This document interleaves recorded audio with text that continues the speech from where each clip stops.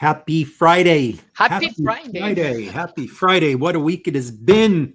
Tariffs, Mideast policy debates, drama. And Eloïse and I can solve a lot of your problems, but I don't know we are going to be in a position to tell you how to deal with this tariff stuff or the other political engagements. But maybe we can at least make sense of some issues around data protection, particularly where there may be nuances in regulatory regimes that are more protective of dignity and honor and other personal information, even in public. So I think many of you, if you're active in the data protection world, you know Eloïse Gratton. If you don't, where have you been? Eloïse is one of the leading, the best, maybe the best, could be the best, certainly one of the best data protection, AI governance lawyers in Canada. She's based in Quebec, so we're going to start a little bit, although she works across the region. She's at Osler, one of the leading Canadian firms, and is the go-to not only for top companies in trouble or in need of guidance so that they don't get in trouble in Canada, and often US firms and others will, when it comes to Canadian issues, point to her. We've had the pleasure of writing some things together over the years about the right to be forgotten and other issues. We haven't written in a long time because we're both so busy, but we will. Eloïse, thanks for joining me. I did this KissCam discussion a week ago because I saw all sorts of debate on LinkedIn, people saying, well, in Europe, I'm like, come on. I've watched FIFA. We see fans on screen. We see celebrities on screen in, well, most jurisdictions around the world. So maybe no one really gets privacy in public. Or yes, you do. There's got to be signs. But at the end of the day, and I read your thoughtful article on this issue, and I said, well, let's start with Quebec, where you are situated and a particularly top expert. So let's assume this situation happened in Quebec, or maybe it didn't happen in Quebec, but it was shared in media or by maybe a local person or some angle that brought in the law in Quebec.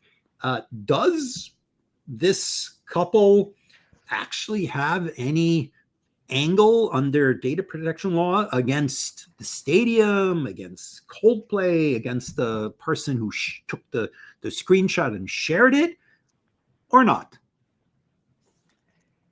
Very good question. Maybe I will start to say that in Quebec, there's like a unique framework dealing with the right to one's image. And it's over and beyond the general privacy law that we have that govern how businesses can collect, use, share personal information. It's a little bit broader than this. So it would also apply, it's through the civil code. And we also have like a charter of rights, which applies to private sector and individuals. So the framework is definitely more stringent. So under section 536 of the civil code, technically speaking, you would the right to one's image is protected, and it basically says that if you're using someone's image without their consent, it could be an invasion of privacy, unless the publication is used for is of public interest.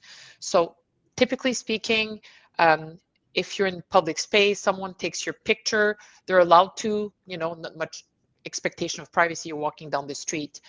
But once they have the video, they can't do much with the video unless they seek consent. And of course, there's tons of exception and what type of information is of public interest, for example. So let's break it down. There's maybe like 3 things to consider.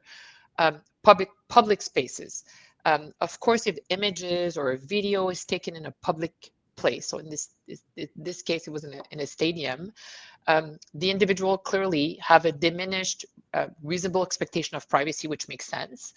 But the public nature of a location, it doesn't in itself justify an invasion of that person's privacy. So the factor which would be like relevant, the fact that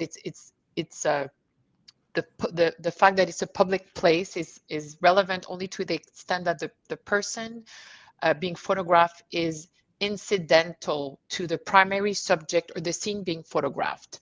So you're attending a stadium, someone takes a video, they circulate it online, they want to show the game, and you're behind something doing embarrassing. That's your problem. It's okay for that person to shoot, let's say the sports event and publish it. You're secondary, and you have to accept this. Public figures or public officials engaged in their like professional activities or duties may have a reduced expectation of privacy to their image, generally speaking, right? Especially if the image relates to their public role or activities that may be of public interest. And then you have historical or social significance, situation where the image has historical, cultural, social significance and contributes to the public discourse, education. So documenting events, social movements, cultural practices. So this is kind of the breakdown. So otherwise, let's say there was a lawsuit, the court would balance the individual's rights to their image against the public interest. So it's very nuanced, it's very context dependent. And courts would take all kinds of factors in, where the image was taken, the context of its use, whether it's sensitive, and so on. So in this case, if you're attending, a public event, public concert, I do think it's reasonable for you to expect that you may end up on the kiss cam. Like it is what it is, like we know, and maybe we can talk about whether you've accepted some risk through the purchasing of your tickets. Maybe there were some terms, we can talk about that portion, but bottom line, I think, you appear on the screen, you show up with someone that you're not supposed to show up with, like there's some risk. And I think that portion is probably would be very difficult under Quebec law to claim some type of privacy. So let's make an easier hypothetical. Yeah. Average person is at the concert and they called in sick, right? Or said that they were, home with 100 and, whatever fever. And here they are at the concert and somehow someone takes a picture, and calls attention. Yeah. Not just a background picture. Whoops, they're behind me, but says, hey, look at this person. Oops, they're behind me. There you go. They were not the focus of the video. So I think in these types of instances, yes, I mean, at this point, if the employer is angry and this becomes an employment law issue, but from a privacy perspective, very difficult case. You can't really win this one. Okay, so let's say they are the focus, right? Like, oh, look, this, look at this. Yeah. Whatever the reason, like, because if they are the focus, then it becomes like, who are they? Why are they the focus? Why is this not relevant? A public figure. Yeah. Even though they're doing something quote unquote wrong, they get fired. The person in under Quebec law, or maybe even some other regions, might be able to say, you invaded my privacy and there was harm to me and you had no right to do that, right? So it comes down to who published, who made public that video, I think, is probably more, and the context of it, right? So you're at a stadium, you're not supposed to be there, you're doing something you're not supposed to be doing. If you're caught in a video, you're not unless you're a public figure, you were not the main focus of that video. Very difficult. But in this case, the Coldplay scandal case, someone took the video and made it viral. And I'm not saying it was a well-hidden secret if there's 20,000 people attending a concert, of course. But I think maybe from a Quebec privacy liability perspective, the issue would not so much be, you showed up at a kiss cam and Coldplay made a funny comment. I don't think that's the issue. The issue is someone, attending the concert is taking the video, then publish it publishes online, Mhm. making this event, this unknown couple, the focus of something viral. So that would be the issue. More You know like what the I'm reminded individuals of? took the video and republished it. You are, of course, so much younger than me, so maybe you don't even remember this because maybe you were just like in elementary school. But do some of you remember when Facebook moved from I could go visit Eloïse Gratton? Are we friends on Facebook? I think we are, right? Yes, we are. I think So so. if I went to your profile and I made a comment like, "Oh, how nice you're on vacation today," or something, it was on your profile. And then Facebook changed and created this Yes. feed, right? And everybody went crazy. And the companies said, wait, it was always public. It was there for anyone who in your friends' world or public, whatever, Yeah. could see. But now, because of this feed, it's pushing it to a bigger audience. Oh, Jules broke up with his cousin or broke up with his friend or whatever. And then changing of the context to make it more visible Yeah. was perceived by people as a big intrusion, right? Even At first. at and first. then And and then we then got they liked addicted it. to it. Yeah. Exactly. And I Exactly. also remember the early days of Facebook when you would publish a picture and there's more people than you on the picture. There was a prompt where you were required to confirm that you had authorization to publish the picture. Very early days. Are we maybe I 2007, don't know that in the 2008? US. That Okay, actually well, might maybe have it was been. a Canadian. And I remember thinking, great that Facebook, like is complying with Quebec civil code. I remember, Mhm, and mhm. then within months, or I remember very quickly, it switched because it created friction, right? People are like, oh, do I have consent? Well, maybe I don't, and maybe I shouldn't be publishing this, and creates friction. And the whole purpose is to share content. So the law is there in Quebec. Is it always, is it ignored? Of course, on social media, we publish pictures of, at our friend's place, in the streets, of people. We're not like getting written consent right, left, and center. So is it always, so a rule which people comply with? Absolutely not. So, do Yeah. the social networks have some obligation? I mean, let's assume this woman was not in, who took the picture, and the stadium was not there, but it is being shared certainly in these jurisdictions by people in those jurisdictions. Um, does and again, I'd argue the CEO and the HR, maybe they're kind of a public figure of some sorts. There's obviously a lot of journalistic interest and so forth, but assuming they We, weren't. we could we could we could debate.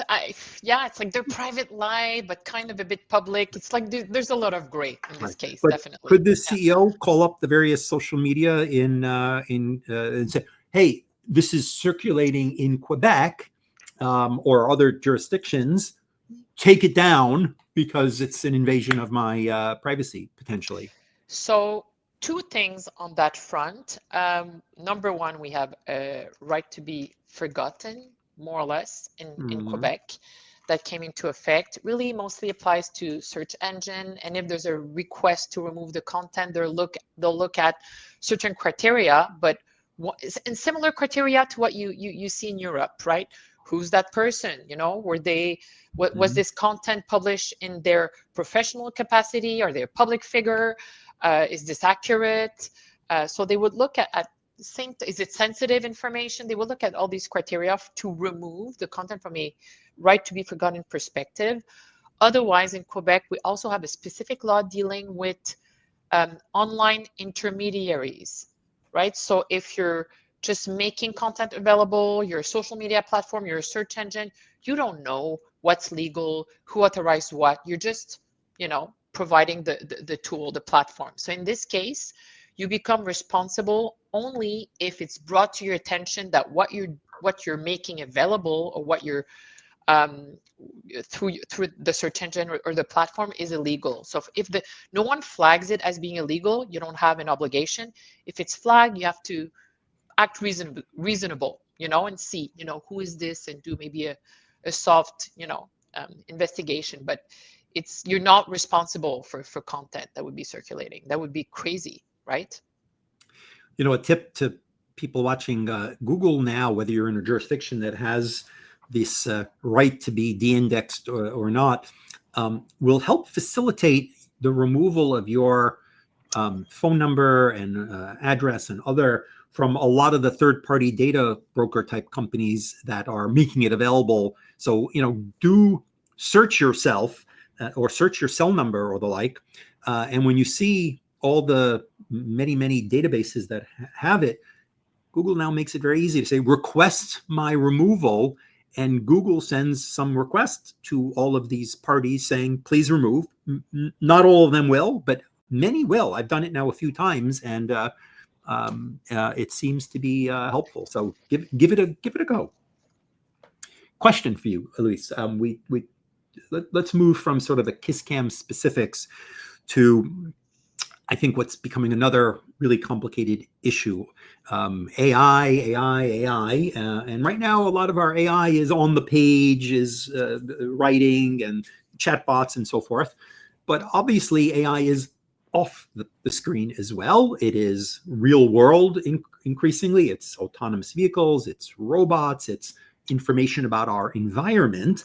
And that means people in our environment, people who are maybe in public, or maybe they're in your house, but they are not the users of the product. They didn't sign up. They're not, it's not their account, but they are near you. They are near you. Maybe it's a drone and we don't want drones to bump into people, so they have to see people. We want cars who can't really blur the faces. They need to know, are you looking to walk across the street? Where are you, which direction are you going? Gait is very often increasingly something that can be identifiable. So our tools need to know information about around us. Sometimes those are biometrics because they're letting us identify a user. They're a face. Sometimes they're other. So we're calling it bystander privacy.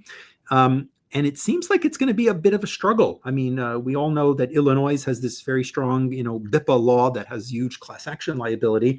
And it doesn't even matter sometimes whether you use it to identify, but rather simply, logging information that is a biometric puts you at risk. I wonder your thoughts, particularly given Canadian law and so forth, about this challenge. Our smart glasses, we see in Europe some of the features that are rolling out with the Ray-Ban Metas and so forth are not available in Europe. We certainly do see self-driving cars, face blurring. It seems like a pretty challenging path forward. Yeah, but at the same time, I get that companies need a lot of data to train AI, right? And they're developing these amazing tools that we like, that we enjoy. So our privacy laws, especially in Canada, our privacy laws that are consent-based is not very realistic, right? Mm-hmm. So it's going to be interesting to see what kind of bill we have. It will be introduced to replace the federal bill at some point in the near future, to see if there's like new legal basis, such as they have in Europe, legitimate interest to account for these types of scenarios. So under Canadian laws, technically speaking, you need consent, even if you're collecting personal information from public spaces, whether it's online, whether it's a bystanders in the street. So usually what AI companies would do is they collect this data, but they try to anonymize it, no longer make it identifiable. If it's a video of a bystander, it's like blurring the faces.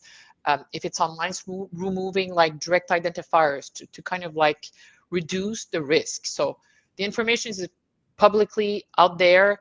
You're walking down the street, reduce expectation of privacy. Then if your face is blurred, it becomes very difficult for someone to put one and one together. So that's kind of the way around it. But I've had some clients saying, I'm capturing all this data in the streets. I don't want to be blurring it for a while. What is the risk? Well, if you're using security measures, there's limited risk, but you're still processing personal information, technically speaking. So someone could ask for, request access to this information. If there's an accident, the information exists, and someone could say, I want to see what you have. Now, it doesn't become biometric information until the image or the video is converted into a unique number, right? A face print. But as soon as it does, and as soon as you start, you look to use the information of from a picture or a video to match it with a known list of criminals, or so there's been case law in Quebec about this. The store looking to use, wanting to have everyone who comes in, their face scan and like kind of matched again a list of known shoplifters to reduce the risk of fraud. And the Quebec regulator said, nah, that's a little bit too intrusive. These people walking in the store, they did nothing wrong. They're not expecting to have you collect their image and convert into. So there's a lot of, but at the same time, a lot of stores saying, we need this technology. This is very useful. So much, shoplifting. This would be a very easy tool to implement, would put all these measures in place. So there's a lot of discussion, a lot of movement right now. Paul says, what do you mean just because you expect privacy doesn't guarantee you get it?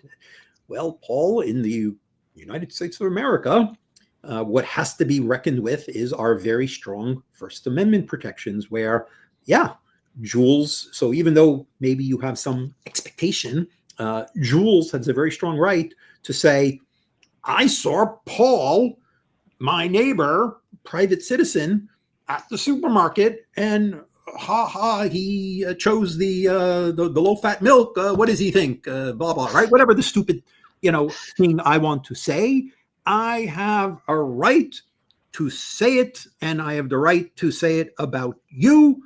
And unless I am, in some way, defaming you in some malicious way where you have a libel claim against me, let's say it's true, I have a First Amendment right. Now, if I go sell T-shirts with, that your picture on it, you've got some legal rights to your likeness. I don't get to sort of steal the copyright of you and who you are. But that is not the case, as Eloïse explained, in other jurisdictions where the law says you got some rights and the law guarantees them. You don't have the same, I have a First Amendment right to say what I please. It has to be balanced. In fact, there's people have a privacy right. They have, a right to control and protect their own image. But there is that balancing exercise, freedom of information, freedom of speech. I mean, just all art these is where it gets a little complicated as well. If you're a photographer and you say, well, look, this is a very interesting, beautiful picture, but you didn't agree to be in the picture, but I captured this noble image of you perusing, or a book.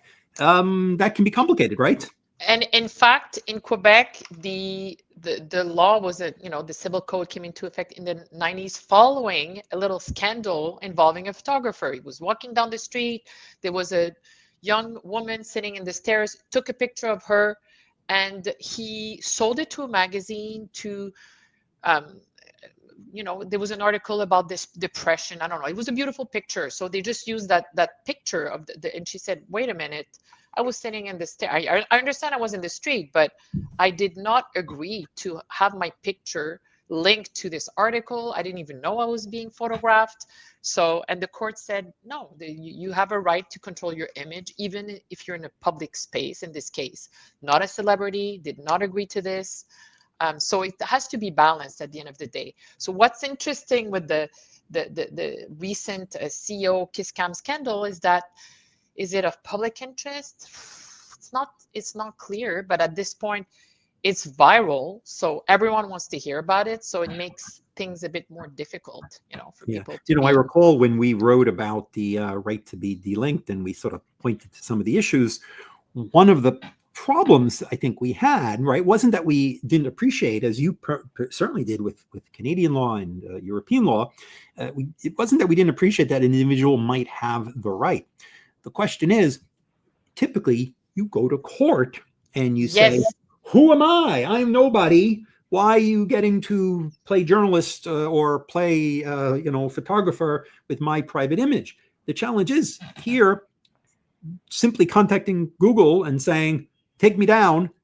Is Google supposed to then go investigate whether you are the They can't. It's not realistic. Are you the dog catcher? Are you a local politician? Are you a famous person, a person who's maybe been arrested 5 times for, different fraudulent things, and now someone, claimed that you're fraudulent? Do you have, who is the judge and jury? The default ends up having to be, oh, take it down, because I don't have the interest or ability to investigate this. And certainly maybe we're going to have Google send out research teams to examine these things or to seek evidence, but it certainly makes it impossible for anybody else who's subject to this sort of, delinking. And they develop criteria to consider these requests, which are kind of aligned with what the role of the court, what the court would do, the kind of criteria. Are you a public figure? Is this relevant? For the public, is it of public interest? Is it linked to your job? But at the end of the day, that's one of the main issue. Expecting companies to make these like complex assessments. Yeah. Definitely. So while I have you, let's talk about an item or two beyond this line in terms of Canada.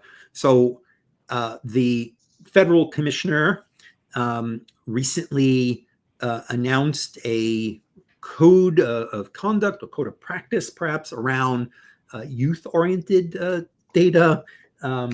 Anything you might tell us about that? Yes, well, they did a consultation last year. They're just, I guess, in the middle of thinking: do we want to do more for kids? Do we need a code specific for kids? So right now there's an ongoing consultation. It was launched in May 2025. It's an exploratory consultation on the development of a children's privacy code to encourage international alignment, clarify obligations under the federal privacy law in Canada, and set out maybe expectation regarding how businesses handle children's personal information. So it's a bit of a weird timing in the sense that our law will likely be amended. So do we need this code? Is it coming, will it become outdated, in the short term? So there's a lot of questions. So in fact, my firm hosted an event to discuss these issues. In the UK, they've put together like age appropriate design code. In California also, they did something in 2022. I think they enacted like the California Age Appropriate Design Code Act. So, on the global landscape, many jurisdictions are more and more interested in protecting privacy. And how do we get there? Maybe my comment is that I do think that children maybe have a different relationship with technology than we did. So they need to be part of the conversation. Yeah, I think they're more aware than what we think. Do you recognize anybody in that picture? This is a very nice picture. Do you recognize? I see Jules. But who's right next to me? Oh, Dufresne, our privacy commissioner. Very nice. This is a trip to the White House that I organized. Okay. President Trump has not invited me, but during the previous administration, we brought a number of there's the EDPS and the California commissioner and the EDPB chair, Deirdre Mulligan at the White House, and the former German federal commissioner. And we did a tour of the White House in the evening. During the day, during the day, it's very official, and you have to you can't go. They're working. You can't just wander around. But if you have friends who work in the White House, they can bring you in the evening. I think it's got to be 9 o'clock or later, and then you can walk around. You can't walk into the Oval Office. I don't know, maybe there's notes on the desk, but you can walk up to the entrance and peer in, and so on and so forth. So, one issue that I think we will hopefully provide some input in this federal consultation is personalization. There's this assumption, it seems, in some of these design codes and other proposals that if you're dealing with youth, it shouldn't be personalized. The ads shouldn't be targeted. The content should somehow be just chronological, and so on and so forth. And I think that really breaks the experience. I mean, you watch Netflix, it does. Yeah, you want it does. recommendations of other shows, right? I mean, if the I've had these conversations with my kids who are not young adults, but over recent years, because these issues, I'm advising companies on what they can and can't do. And I remember my son was like, well, if the tool is no longer personalized, it's no longer of interest to me, right? I'm going to get random, or at some point, I think he was using like a free version of a product. And I said, well, we had the conversation. I said, you realize if it's a free product, then you're forced to see ads, and maybe they're profiling you and tracking you. And well, they're not doing a very good job because I'm getting retirement ads, planning ads. So clearly they don't know I'm a kid. So they are aware, and I do think they expect personalization. So it becomes tricky. When does it become like advertising? When is it more like personalization? But one thing for sure, we need to have the kids part of the conversation, because I do think they expect personalization at this point in time. All Yeah. personalization isn't the same, right? Yeah. Maybe there is Yeah. aggressive targeting that is not appropriate for teens. And then there's, this is what, if you're learning, this is, stage 2, or if it's a tool that should remember the language preferences, or even bucket you by the right age, so Yeah. that you can provide or general interest, general interest. You want to see certain content based on your maybe age group and interest. Location, right? I mean, Yeah. going to show you things that are not relevant to, or let's say I search for, giants, right? Well, maybe if I'm in a certain country or area, I'm interested It's a in the sports team, or it's, yeah.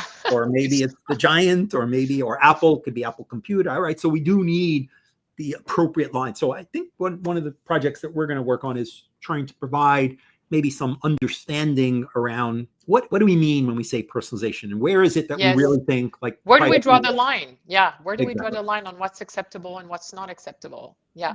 Thanks for joining me. Great to It was a see pleasure. you. Hopefully we'll Thanks for having me. cross paths in person sooner than later. Those of you who want wise wisdom on the north of the border, assuming the Canadians are going to let us in after what's going on, Eloïse is the person to see. And thanks for catching up. And happy Friday, everybody. Happy Friday. Enjoy the rest of the summer, Eloïse. Same to you.